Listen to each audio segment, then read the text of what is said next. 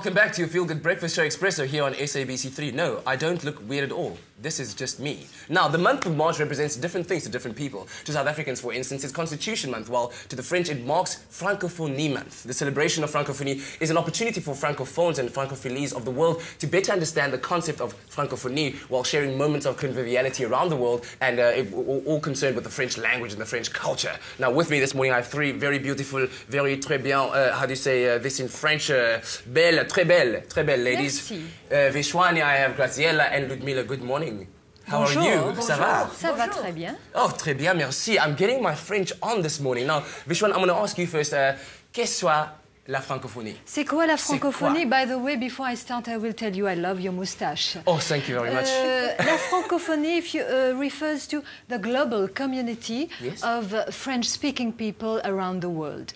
So you have got l'Organisation Internationale de la Francophonie, or la Francophonie, which adds up to about 70 countries, 56 member states, 3 associate members, and 16 observers, if you want.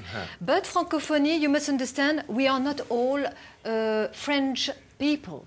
It's the diversity.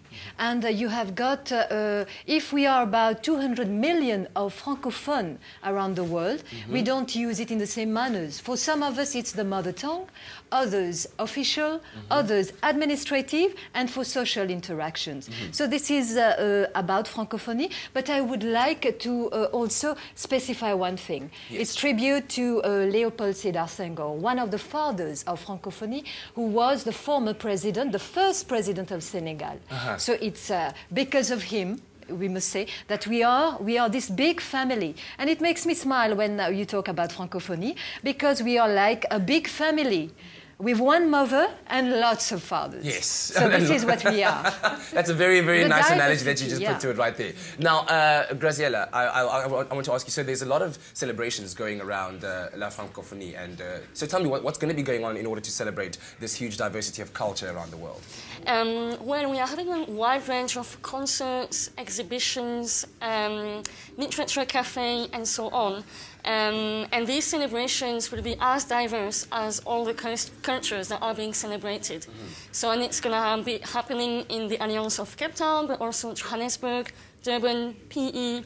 Wow. So it's quite diverse. And Ludmila, are these things only limited to those people that do associate themselves with the French language, or is it for anyone and everyone to enjoy? You're right. I mean, this is a very interesting question, because after all, it makes sense to have this Francophonie in South Africa. I think that a lot of people don't know that a lot of South Africans are actually interested in the French language and in the cultures of the French-speaking countries. There are about 20,000 students of French in South Africa. And I'm not talking about the students of Alliance Francaise. You have 250 schools teaching French, you have universities teaching French, and most of all, you have a big support from the Department of International Relations in the language schools, in the diplomatic academy. So it makes sense. And anyway, Francophonie, as Vishwani was saying, is about diversity, culture, mixing cultures, encounters of people. And I think this is also a very important theme in present-day South Africa. Of course, yes. So it's the reality that we live every single day. Exactly. You fight for it. You want diversity. You want a lot of culture. You want people mixing, people encountering around beautiful things. So it does relate to the South African. And I must say that this is also a very special year to celebrate Francophonie in South Africa.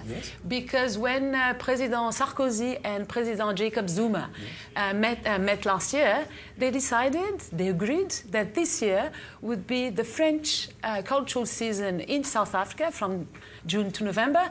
And next year, we will have in France the South African cultural season. Oh, beautiful. So it makes sense. Beautiful, yes. Okay, we're going to be talking about that a bit later on. Yes, that's lovely. So imagine that, you know, at the Eiffel Tower, there'll be a guy going, hey, and then he'll be like, you know, with his leather skins and all those good things. Later on, we'll be chatting to the ladies about exactly what Francophonie is all about, what the celebrations are going to be entailing, and how you could win a course to learn the beautiful language of romance. Oui. Right now, we're going to listen to La Belle Musique.